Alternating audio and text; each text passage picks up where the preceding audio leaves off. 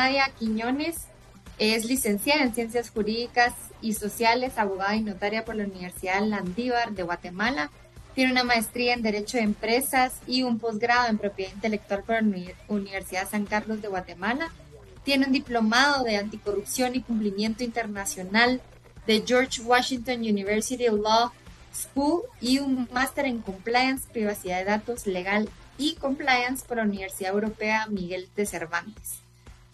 Un poco de su experiencia como profesional, específicamente en el área de cumplimiento, diría yo que, digamos, a la audiencia será lo que más le interese de la expertise de Nadia. Realmente les quiero contar que Nadia fue una de las primeras profesionales que yo tuve contacto, que realmente trabajaba ya adentro de compliance y cómo están implementando compliance adentro de una organización en Guatemala, por supuesto, multinacional, que realmente fueron los pioneros en implementar este tipo de programas y sistemas. Ella, ya me dirás tú, Nadia, Junior Management Ethics and Compliance para México, Centroamérica y República Dominicana desde el 2017 hasta el 2023, de Natura &Co, mejor conocido como Avon en Guatemala, Avon, Natura, The Body Shop. Es una organización que, como ustedes saben, tiene presencia en muchos países de la región y pues Nadia estuvo a cargo de la implementación del programa de cumplimiento. Y esto es lo que me lleva al título del día de hoy. Hace unos episodios, de hecho, fue el episodio que se llama Los primeros 365 días del oficial de cumplimiento. Hablábamos de qué nos compete como oficial de cumplimiento una vez empezamos en una organización. Y lo digo a título personal, pero si lo están viendo de qué van a poner a hacer a su oficial de cumplimiento, pues qué hace esa persona esos 365 días. Pero con Nadia, como les contaba, que ha sido una de las profesionales con las que primero tuve contacto, que ya estaba implementando un programa de compliance, vamos a hablar de la parte posterior, es decir, ya tengo mis documentos de compliance, ya sea porque los creé yo en esos primeros 365 días, o Nadia no me dejará mentir, en organizaciones vienen de casa matriz ya los documentos hechos para que uno los implemente, los tengo ahí sobre la mesa, ¿qué hago? Entonces, ya tengo mis documentos de compliance, hice esa ardua tarea, diría yo, ¿y ahora qué? De eso se va a tratar la plática que tenemos contemplada el día de hoy con Nadia. Entonces, bienvenida Nadia. Platiquemos de la implementación y de todo ese sistema que resulta robusto, pero hay que irlo viendo de comerse el elefante a pedacitos. Sí, claro. Quizá tal vez enfocándonos un poco al tema de que ya tenemos, como escuché del último programa, hablaban ustedes de ya del programa documental, tal vez enfocándose al tema de la creación de políticas internas. Y creo que vale la pena irnos un poquito más allá atrás, ¿verdad? De cómo es que nace estas políticas, en cómo surgieron y tenemos que pensar que toda institución o toda empresa va a tener diferentes aristas que cubrir dependiendo del tipo de industria o la empresa a que se refiera y no todas todas las aristas van a ser o pueden ser protegidas en un código de conducta, digamos, porque en realidad el código de conducta es como yo siempre digo, es una mini constitución interna dentro de la organización en cuanto a temas de compliance se refiere. Entonces, estas políticas van a detallar las normas de conducta que se espera de los colaboradores en relación a distintas áreas de la organización. Ahora, ¿cómo lo hacemos? En realidad, nacen las políticas de la medición de riesgo. Yo me imagino que ustedes eso ya lo conversaron en programas anteriores de que dependiendo la empresa, así va a ser el riesgo al que yo me veo enfrentado y van a ser una política. Las políticas en sí son controles que tenemos dentro de la organización para el tipo diferente de riesgo que logramos identificar. Entonces, estas políticas, aquí la recomendación que yo podría dar es que se pudieran hacer de forma estructurada. Yo pensaría que podríamos poderlo semejar a una pirámide como las que se usan en el ordenamiento jurídico estatal, que es una pirámide normativa organizada. No podemos tener en distintas políticas de ahí de forma aislada. De por sí el programa de cumplimiento es integral.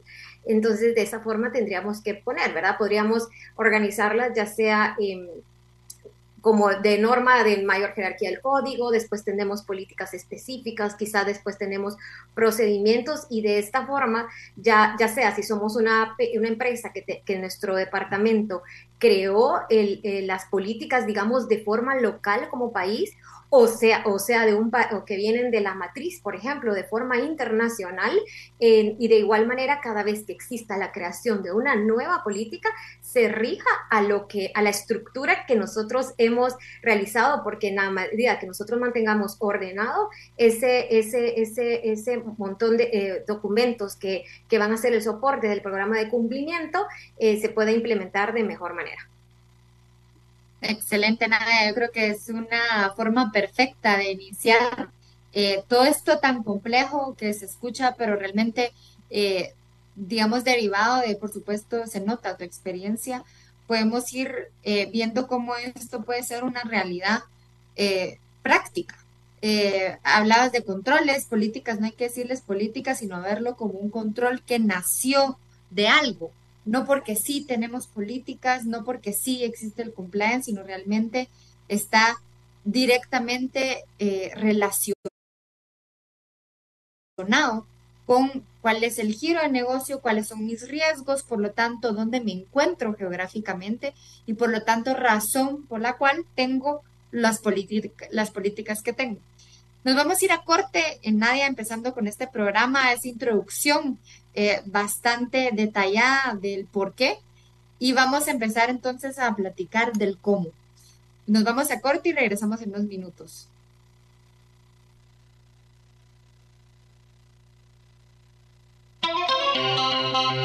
Infinita Cierta. Hablamos inusual. Porque tu salud es todo. En Médicos. Vive la experiencia Médicos. Médicos.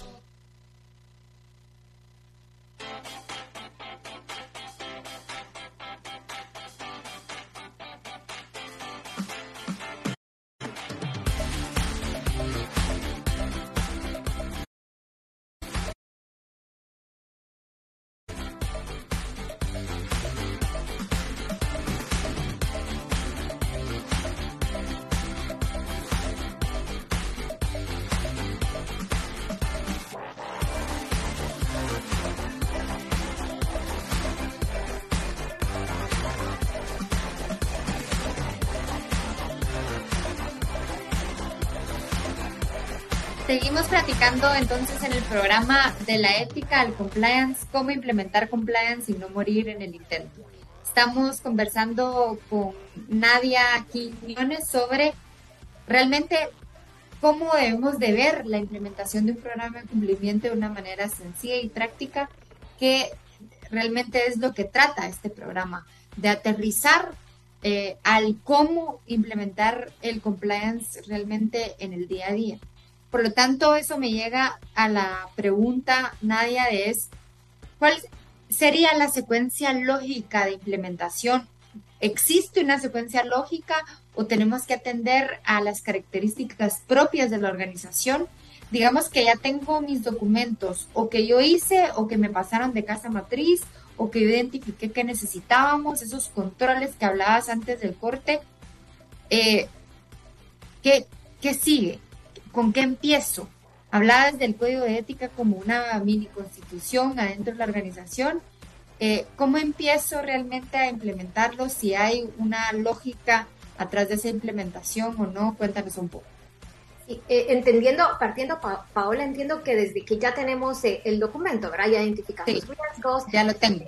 El área lo vio, entonces crea el documento. Entonces ahí yo pensaría que el paso inmediato debería de ser el entrenamiento a nuestros equipos, ¿verdad? Porque tenemos nuestras políticas, nuestro código y nuestro programa ya, digamos, redactado. Lo primero que debe hacer es bajarlo a la organización. Es decir, no solo los entrenamientos, sino yo creo que una de las... de lo que hace más efectivo un programa de cumplimiento es los canales de comunicación, de cómo yo le digo a las personas cuáles son las políticas que les van a implicar, cuáles les van a afectar en su desempeño diario. Entonces yo pensaría que esto debería, el paso después, digamos, de que la política ya fue aprobada por el órgano de mayor jerarquía en tema de cumplimiento, que ya sería el Comité de Ética y Cumplimiento, o digamos la dirección aprueba ya la política. Entonces yo pensaría que buscaríamos una forma de comunicarlo a los colaboradores para que se empiece a implementar y a llevar a cabo y a trabajar en relación a las políticas. Nadia, aprovechando el comentario que digamos dijiste, bueno, ya se hizo esto, entiendo que se hizo esto, decías, ya se verificó, ya se revisó con el área. Solo retrocediendo un poquito al tema documental y haciéndote una pregunta, yo te diría personal. Para crear los documentos, que es, digamos, un objeto de la implementación, ¿tú recomiendas que el área a la cual le va a aplicar la política o el control, mejor dicho, esté involucrado en el proceso de creación o solo en el proceso de implementación? Llámese proceso de creación cuando estoy haciendo la política, o yo como oficial de cumplimiento me encargo de hacer la política y luego pues les comunico a través de los canales de comunicación que decías tú, que existe esta nueva política y hay que cumplirla. Sin duda, Paola, yo creo que aquí podemos pensar en dos tipos de políticas, si podemos decirlo así. Unas que son de interés, digamos, o de temas eminentemente de cumplimiento, que son las que debería de crear el área de compliance y, digamos, ser los propietarios. Nosotros así lo he escuchado que se hablan en las organizaciones, es el propietario de la política cuando son temas generales que va a aplicar y que son de compliance en general, como conflicto de intereses, anticorrupción, código de conducta en sí. Es la persona, el equipo de compliance, digamos, y si en caso se viera la necesidad o la posibilidad de contratar quizá algún experto para poderlo ver. Pero en el caso de políticas específicas relacionadas a temas como de IT, financieras, de compras, por ejemplo, de hecho es el área encargada, el que levanta primero, así puede decir, la mano de la necesidad, de la identificación del riesgo, diciendo que existe esa necesidad y que va a crearse una política relacionada con el tema.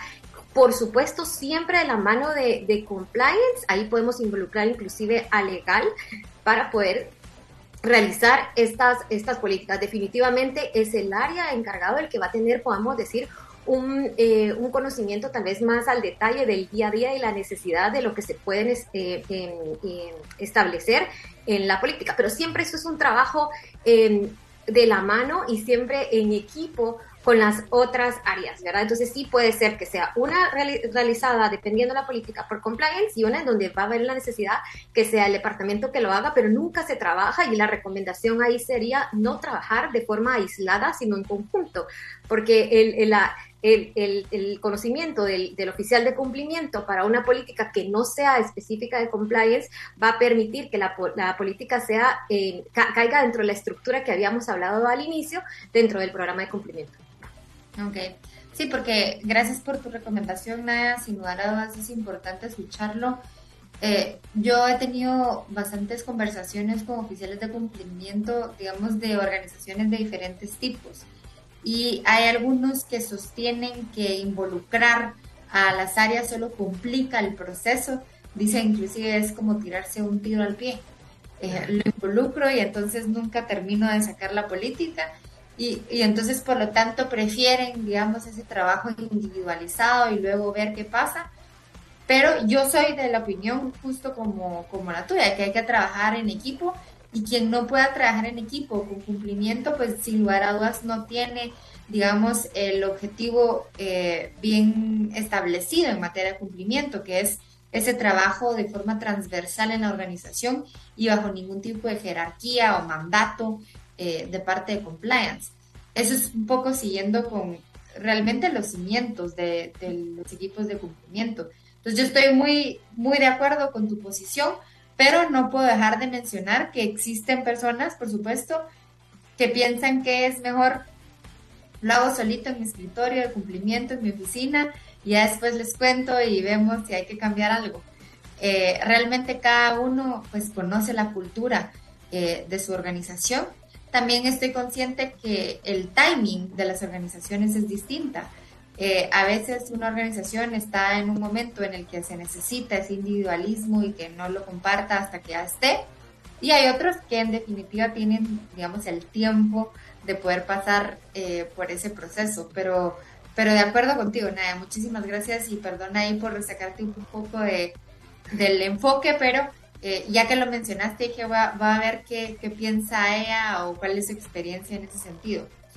Ya que hablamos un poco de la secuencia lógica de implementar o no implementar, o cómo implementar un programa de cumplimiento, te voy a dejar una pregunta hecha, Nadia, para que la pienses en el corte y regresamos a platicar de esto, y es, ¿a partir de qué momento podemos comunicar las políticas y brindar capacitaciones? Es decir, yo termino mi política hoy, ya sea con o sin la ayuda del área propietaria, decías tú, y mañana capacito, junto a toda la organización, ya está la política, la capacitamos, o hay, digamos, un tiempo prudente para implementarse la política, digamos, probarla en procesos y luego hacer una capacitación general.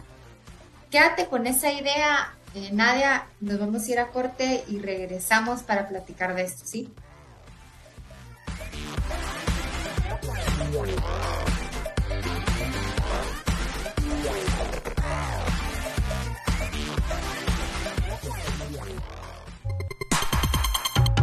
Radio Infinita. Estás entre inusuales.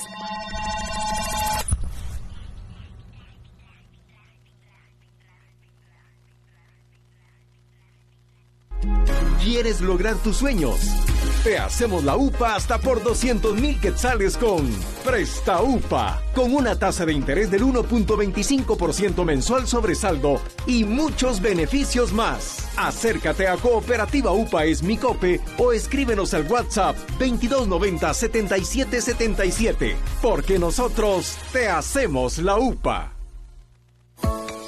Guatemaltecos por la Nutrición es un programa de abordaje integral a la desnutrición que atenderá sus causas para que la solución sea sostenible. El plan de trabajo consta de 5 ejes: atención primaria de salud, soporte nutricional, fortalecimiento de la economía familiar, acceso a alimentos, agua y saneamiento ambiental. Este es un proyecto de Castillo Hermanos que está inspirado en Guatemala y que impactará positivamente el futuro de nuestro país. Para más información ingresa a www.guatemaltecosporlanutrición.com.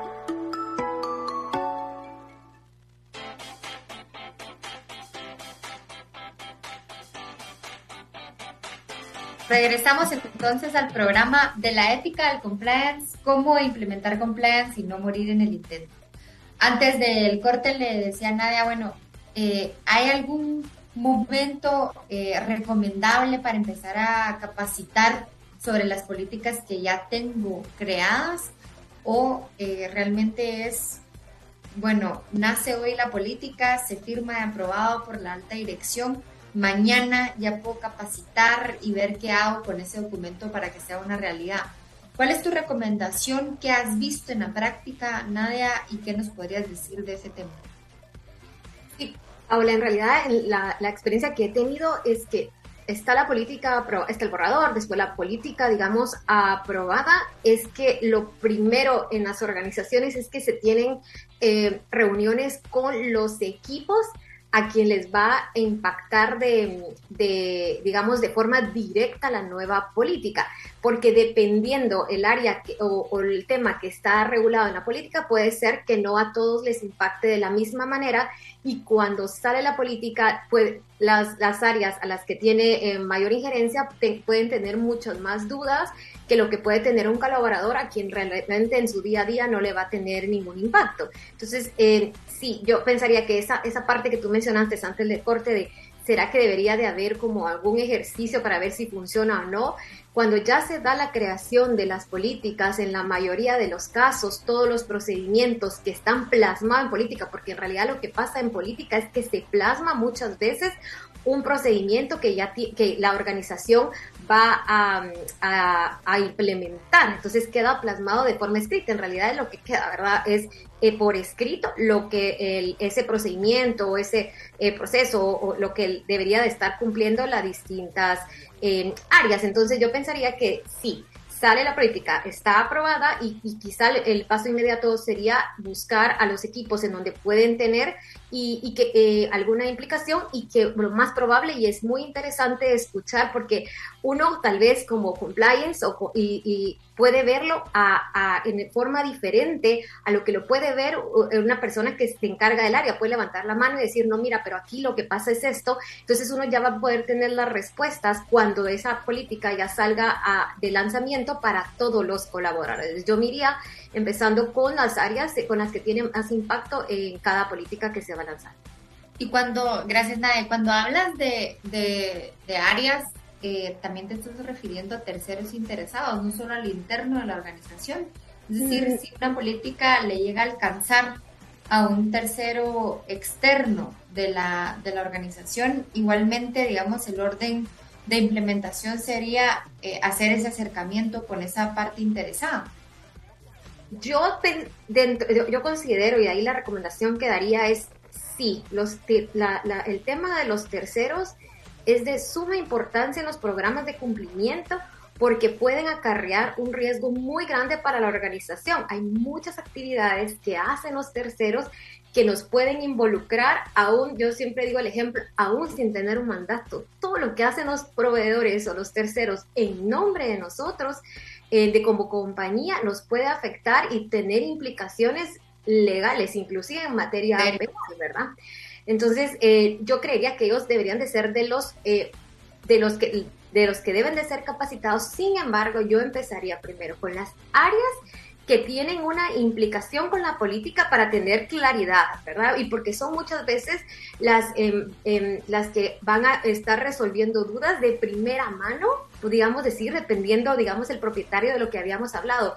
Tal vez creo que nos puede ayudar a ejemplificar. Por ejemplo, decimos, una política de creación de proveedores, quien va a estar en el día a día va a ser procurement, sourcing o compras, dependiendo cómo le llamen al área. No es lo mismo que finanzas, sí le va a servir, pero procurement es el que va a estar pendiente de ese proceso de creación. Entonces yo empezaría con ellos, después a todos los colaboradores generales y posteriormente a terceros.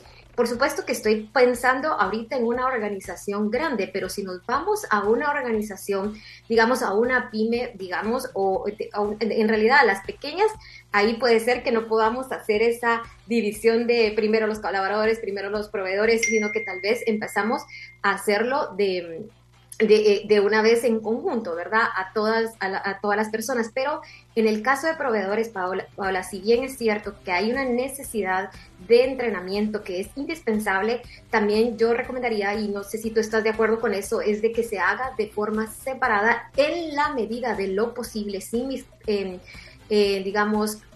recursos me lo permite, para no caer en el tema de la vinculación laboral. Puede ser que tengamos casos en donde los proveedores digan, pero yo era capacitado, pero yo estaba con ellos, entonces pudieran tener acarrearnos otro riesgo mayor, ¿verdad? Pero sí, se pudiera tener esa separación de las capacitaciones, pero siempre de las que deberíamos de ser primeros en capacitar. Por supuesto, no en todos los proveedores, digamos, acarrean el mismo tipo de riesgo, porque depende del servicio que nos preste, así va a ser el riesgo que nos va le va a implicar al proveedor. Entonces ahí creo que podríamos decir que los proveedores de alto riesgo en temas de corrupción vamos a ser de los primeros en capacitar en temas de corrupción. Ahí yo te diría, capacitémoslos a todos en temas de corrupción, ¿verdad? Pero hay proveedores, por ejemplo, no podemos comparar el riesgo que tenga, o los terceros, perdón, el riesgo que tenga un proveedor que me dé un servicio de un regente que saca las licencias ante gobierno, a un proveedor que me llega a pintar la oficina, ¿verdad? Entonces ahí son temas distintos, pero sin duda yo pensaría que por lo menos la política, muchas empresas he visto que tienen el código de conducta o código de ética específico para terceros. Entonces, por lo menos los términos generales de eso sí deberían de estar entrados. Ok, perfecto. No, y de hecho hablas de un riesgo que en efecto hace te diría que unos 7 meses se materializó con un cliente que los terceros, un tercero específico alegaba una relación laboral con la organización, y una de sus pruebas era las capacitaciones constantes que recibía. El cliente, según él, siendo muy diligente con su cadena de suministros, pasándoles todas las buenas prácticas en materia de cumplimiento y ética corporativa, y al final, pues, el tiro por la culata, diría yo. Buenísimo, Nadia. No, me encanta hablar también de la práctica, porque son los riesgos que representa la implementación y que hay que tomar en cuenta sin lugar a dudas para hacer una implementación correcta y efectiva. Cuando hablamos de implementación, Nadia, nosotros casi siempre decimos, bueno, los programas de cumplimiento, uno de los elementos más importantes sin duda es tener un canal de denuncias. Y siempre hay bastantes dudas, incógnitas, inquietudes, incluso inseguridades a la hora de implementar un canal de denuncias adentro de una organización. Cuando hablamos de la implementación de este sistema, de este elemento tan crucial e importante para la efectividad de un programa, te pregunto, ¿hay algún momento ideal en el que se debería implementar? Hablando de, bueno, ya tenemos los documentos, ya tuvimos nuestra reunión con los dueños de los procesos, ya estamos en conversaciones a nivel general sobre las políticas, ya estoy capacitando a mis colaboradores. ¿Cuándo debería implementar mi canal de denuncias? Cuando la gente ya esté convencida de las temáticas, o lanzo el canal de denuncias junto con las políticas que estoy creando. ¿Cómo lo has visto tú? Me imagino que en Avon, en donde trabajaste durante tanto tiempo, lo vieron, quizás cuando entraste ya lo tenían implementado. ¿Cómo lo viste tú? ¿O lo implementaron en sucursales de una manera nueva? Cuéntanos un poco de tu experiencia y por supuesto que de tu experiencia, tu recomendación. Sí. En el caso de la experiencia que yo tuve, como era una organización internacional, ya ese programa, canal de denuncias ya estaba implementado y trabajando, digamos, de forma bastante eficiente. Pero mi recomendación, de acuerdo a la experiencia, Paola, yo pensaría que el momento que tenemos para lanzar un canal de denuncias debería de ser junto con el programa de cumplimiento, partiendo y pensando que la organización está empezando, digamos, de cero, ¿verdad? Que no tenemos nada y que ahorita ya vamos en camino, tenemos nuestras políticas. De por sí, una de las políticas, yo he visto dos formas, ¿verdad? Una de entre que el canal de denuncias está regulado está inmerso dentro del código de conducta. Y lo he visto diferente, lo he visto como que el canal de denuncias está regulado en una política específica del canal de denuncias. Entonces, de todas maneras, de una u otra forma, el código de conducta, yo diría que en la mayoría de los casos que he visto, sí tiene regulado el sistema de denuncias, porque desde mi punto de vista, es de las cosas de mayor relevancia dentro del programa de cumplimiento, saber que hay un canal en donde pueden ser escuchados, en donde ellos pueden hacerlo de forma anónima, manteniendo la confidencialidad y pueden expresarse, es para mí de los temas y de los elementos claves de un programa de cumplimiento. Entonces, si vamos a lanzar el código de conducta, por ejemplo, y vamos a lanzar nuestras políticas, definitivamente el canal de denuncia yo pensaría que debería de estar de la mano con la capacitación que vamos a hacer y que vamos a realizar en relación a las políticas que tenemos. No lo podemos dejar fuera, ¿sabes, Paola? Si bien es que puede ser que para ellos es como muy nuevo que está pasando, empezar como a pasos de pequeños, ¿verdad? Este es aquí, hablen si ustedes ven lo que puede pasar, y eso creo que sería algo de importante para la compañía, es de que ya existan temas que están pasando y que en el momento de las capacitaciones la gente levanta la mano. Por la experiencia que yo he tenido, muchos temas, digamos, relevantes han salido después de una comunicación o de un entrenamiento relacionado con el canal de denuncias. Entonces, yo creo que eso los motiva, teniendo claridad de qué se trata, cómo funciona, del anonimato, de la política de no represalias que va a existir. Entonces, les permite a ellos poder tener esa confianza dentro de la compañía de levantar la mano. Yo lo haría de una vez. Súper, sobre todo porque, como dices, adentro de las mismas políticas se establecen, en caso de que no se cumpla esta política, qué hacer. Entonces, creo que también pues va un poco de la mano, y si no se lanza en ese momento, pues de alguna manera habría que modificar la política posterior a introducir el tema del canal de denuncias. Bueno, a ver, en lógica hasta de último en la política. Nadia, nos vamos a ir a corte y regresamos para seguir conversando sobre este tema.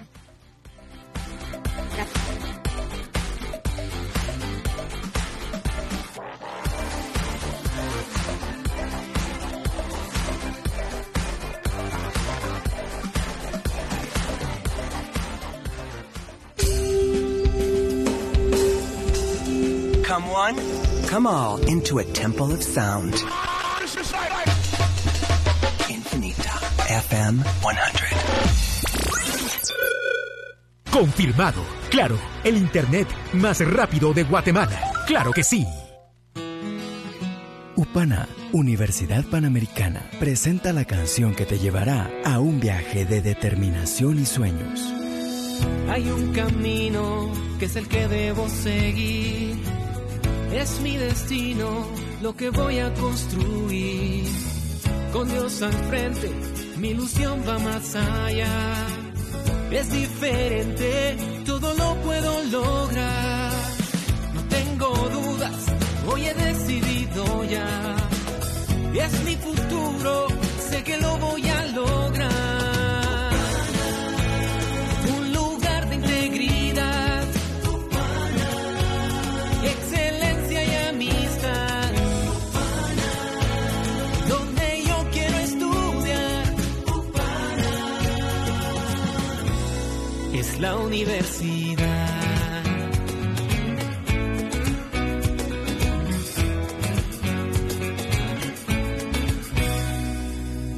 Es un ambiente de respeto y amistad, conocimiento, excelencia y verdad.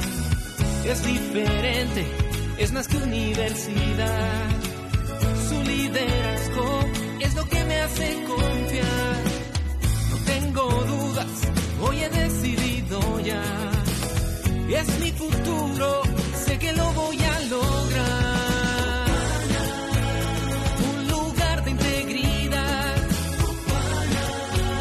Excelencia y amistad,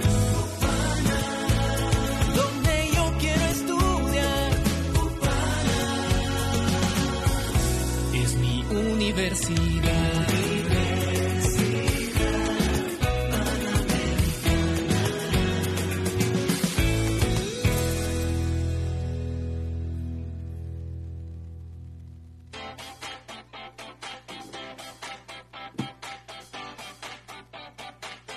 Volvemos al programa de la Ethical Compliance, cómo implementar compliance y no morir en el intento. Platicábamos un poco antes de cuándo era el momento ideal de implementar el canal de denuncias. Nadia lo decía muy bien y claro. Su recomendación es lanzarlo de una vez junto con lo que se está creando el programa para ir poco a poco pues en esa implementación. ¿Cuándo o en qué momento podemos empezar a ver resultados, Nadia, una vez nosotros implementamos el programa? Tengo mis documentos, lanzo mi programa, capacito, lanzo mi canal de denuncias junto con mis documentos. ¿Cuándo tú dirías, puedo voltear a ver y decir, ya soy capaz de medir cómo se ha implementado todo este sistema, todo este programa? ¿Cuándo creerías tú? ¿Hay un tiempo específico? ¿No lo hay? ¿Cuál sería tu experiencia en ese sentido? En relación a la medición de cómo está funcionando nuestro programa de cumplimiento, yo recomendaría que por lo menos desde la primera implementación, digamos, y ahí en lo sucesivo, digamos que desde la primera implementación deberían de pasar por lo menos 6 meses, y es lo que yo he visto en algunos casos. Ahora, eso y esto es un tema de relevancia que debe estar determinado dentro de la organización. No podemos pretender lanzar nuestro programa de cumplimiento sin saber cómo lo voy a medir, cuándo lo voy a medir y de qué manera lo voy a hacer. Si en este caso yo ya debería de tener al momento de lanzar una de las temas de cómo lo voy a vigilar, ¿esto está funcionando o no está funcionando? De hecho, debería quedar como de manera establecida voy a hacer, y ahí te voy a hablar de dos formas de poderlo realizar, ¿verdad? Podemos hacerlo a través de monitoreos o testeos, digamos, de forma interna, que el propio compliance officer o el equipo de cumplimiento lo realice, que a nosotros mismos vamos a ir midiendo cómo está funcionando nuestro programa. Podemos poner alguna frecuencia en que vamos a hacer monitoreos, en qué nos vamos a enfocar, cada cuánto lo vamos a hacer. Y por el otro lado que está las auditorías. A mí, yo siempre he dicho, sé que para nosotros como compañías a veces decimos, bueno, pero es que las auditorías, que complicado, nos pone nervioso, pero un plan de acción, digamos, o alguna recomendación dentro de una auditoría nos puede evitar a nosotros de temas legales mayores, ¿verdad? Entonces ahí yo diría que podemos tener por un lado los monitoreos o testeos y por el otro lado las auditorías, ya sea de auditoría interna. Y yo de verdad siempre recomiendo que hagamos siempre una auditoría externa, nos ayuda muchísimo y no debería de ser, puede ser inclusive junto con la auditoría que se realiza, digamos, cada año, cada 2 años dentro de las organizaciones, dentro de una auditoría integrada, involucrar la parte de compliance, de cumplimiento, porque ahí también no solo evaluaría que si está funcionando el programa, qué riesgos pueden encontrar después de esa evaluación y si realmente, que como nosotros también, ahí hay una evaluación de los oficiales de cumplimiento y del programa de cumplimiento en sí, ¿verdad? Si está funcionando y si el trabajo está bien hecho, ¿verdad? Porque al final eso está bien, encontrar las áreas de mejora. Yo recomendaría que por lo menos dejaríamos pasar la primera vez 6 meses para poder ver si el programa está funcionando o no. Sin monitoreo o auditorías o testeo es imposible saber si funciona o no y qué sirve y qué no sirve el programa. Nadia, y esto me lleva, gracias por esa respuesta, es lo mismo, digamos, en términos de plazo, tiempo, de esta fiscalización del programa, cuándo estaría lista esta fiscalización versus cuándo estoy listo para reportarle a la alta dirección. ¿Es el mismo tiempo que tú recomendarías estoy listo para que el programa se mida? ¿Es el mismo tiempo para decir estoy listo para presentarme a la alta dirección y darle resultados de ese programa? ¿O crees que uno es más largo que el otro para poder, digamos, tener KPIs, elementos que rendir? ¿Qué me dirías tú? Yo pensaría que debería de ser con más constancia nuestra presentación a la alta dirección, porque no precisamente todo lo que yo voy a presentar a la alta dirección va a tener que ver como un resultado de auditoría. Lo que yo veo en sí de la participación de un compliance officer en la alta dirección, eso para mí hace un peso inigualable de cualquier otra forma, ¿verdad? Uno va a la dirección y cuenta qué está pasando, qué estoy haciendo, cuáles son mis planes a futuros, qué necesito, en qué me ayude, y de paso en alguna de esas participaciones le comento, mira, esto fue mi resultado de la auditoría, o aquí me pone el monitoreo, en esto estamos mal, queremos este apoyo, ¿verdad? Eso es una de las partes de lo que yo voy a platicar con la alta dirección.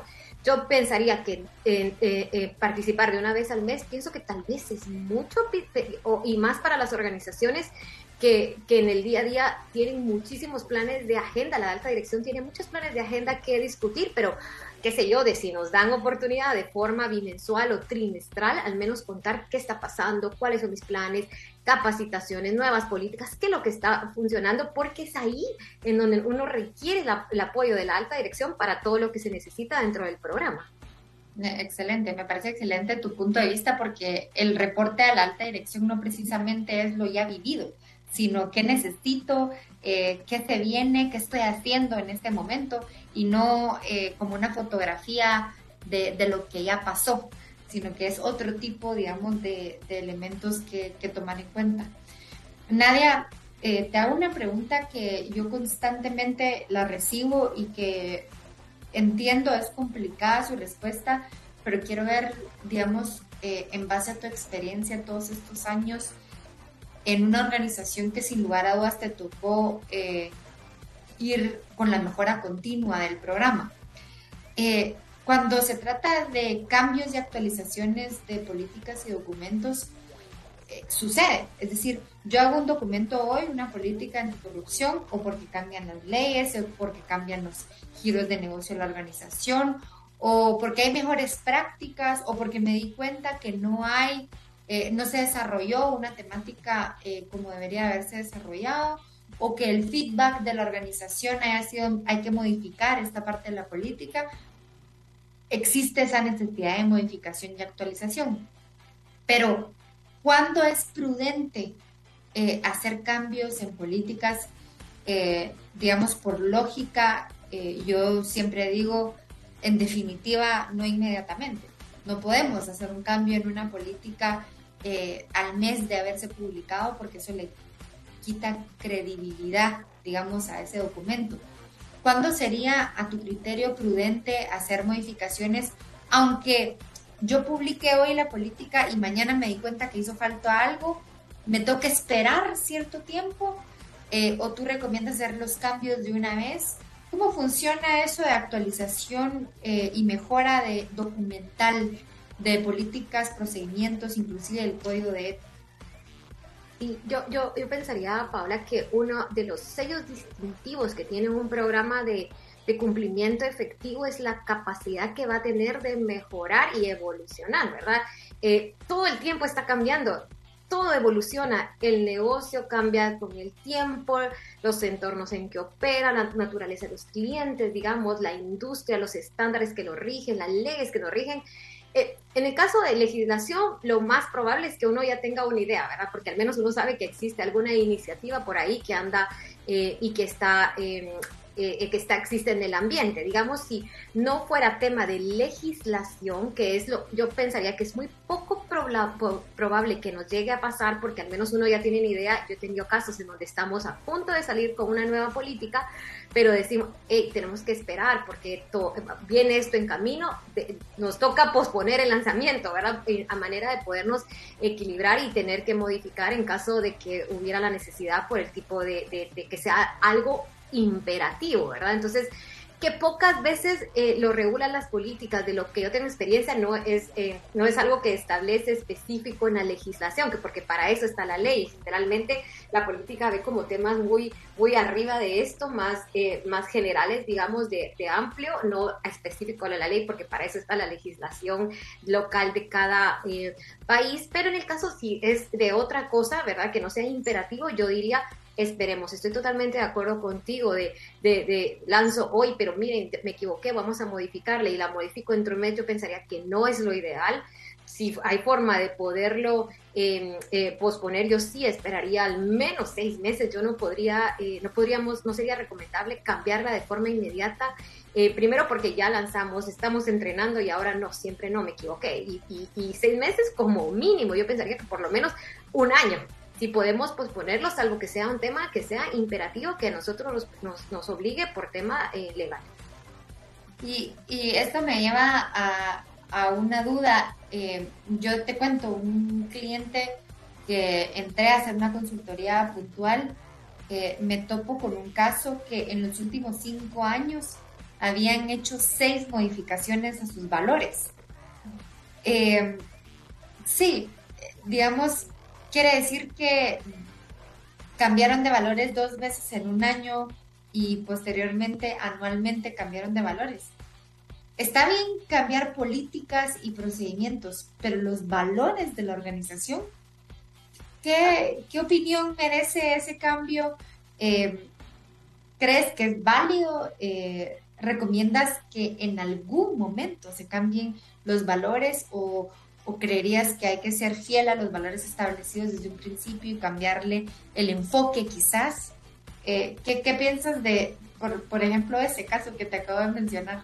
Sí, no estaría, yo pensaría que ahí sí, tal vez estamos, y creo que es importante que como empresa definamos de entrada, porque así lo he visto yo siempre, los valores son el corazón, ¿verdad?, de la institución. Lo que a mí me es que te cambio corazón, te pongo otro, ¿verdad? Entonces yo no estaría de acuerdo con cambiar sí, solo sí, ¿verdad? Porque, por ejemplo, yo viví una adquisición, ¿verdad?, de una empresa. Entonces, esta empresa tenía unos diferentes valores, ¿verdad? Por supuesto, integridad siempre la mayoría de la empresa le rige, ¿verdad? Pero ahí era una causa mayor, pero en mi historia, olvidé ahorita la cantidad de años que Avon tenía manejando, pero te puedo decir, muchísimos años manejando con los mismos valores, porque era el centro de su organización, su corazón, ¿verdad? Entonces, y nunca los cambió, desde los fundadores. Era una belleza, ¿verdad? Eso es un respeto hacia esos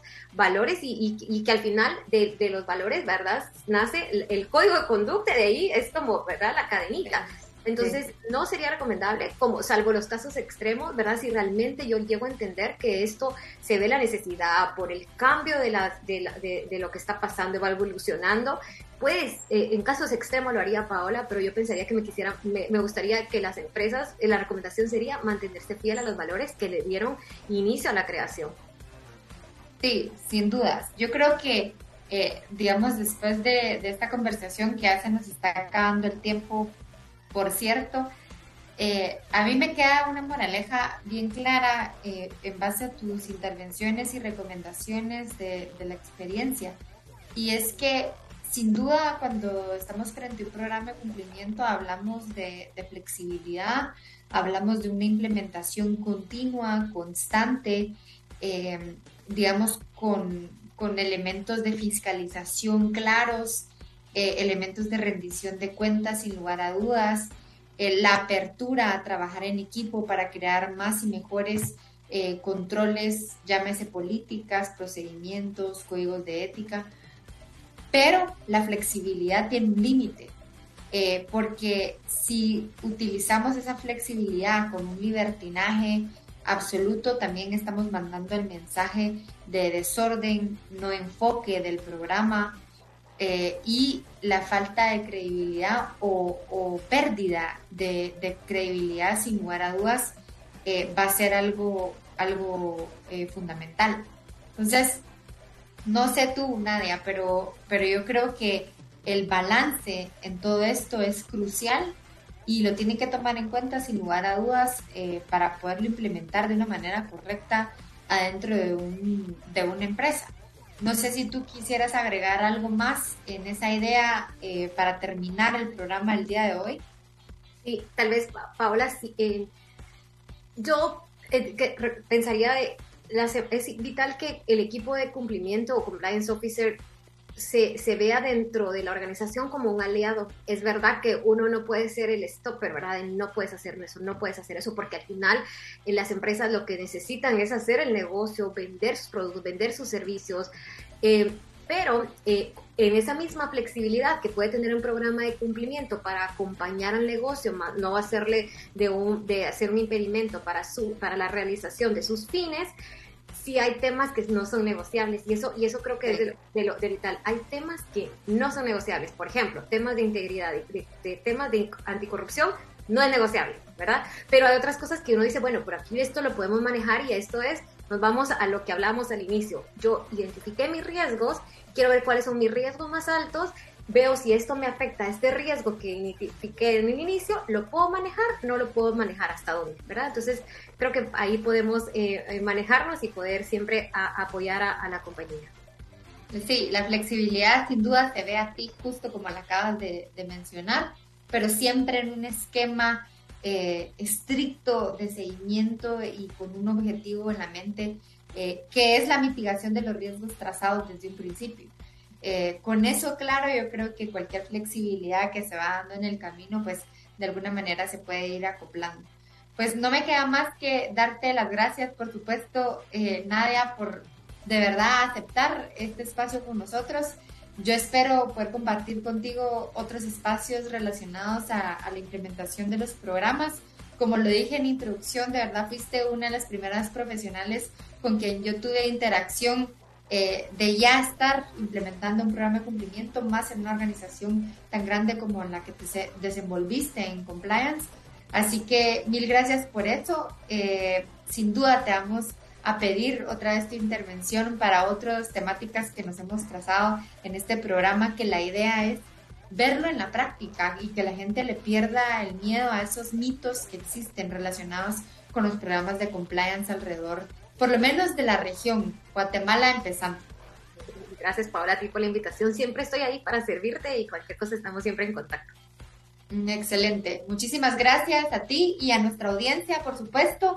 Nos vemos cada martes, los martes, de hecho, cada 15 días a las 2 de la tarde para hablar un poco de cumplimiento y cómo implementarlo en la práctica y, por supuesto, no morir en el intento. Nos vemos. Feliz tarde a todos.